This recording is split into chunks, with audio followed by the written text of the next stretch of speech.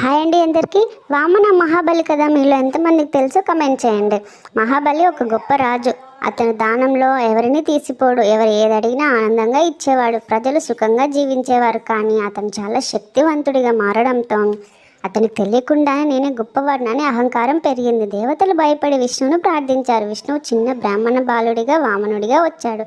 మహాబలి చేస్తున్న యజ్ఞానికి వచ్చి చాలా వినయంగా నాకు 3 అడుగుల భూమి చాలు అని అడిగాడు. మహాబలి నవ్వి, ఇంత చిన్న కోరికైనా తప్పకుండా ఇస్తాను అన్నాడు. కానీ వెంటనే వామనుడు ఎంతో పెద్ద రూపం దాల్చాడు. 1 అడుగుతో భూమి అంతా కొలిచాడు. 2 అడుగుతో ఆకాశం అంతా కొలిచాడు. ఇప్పుడు 3వ అడుగు పెట్టడానికి భూమి ఎక్కడ?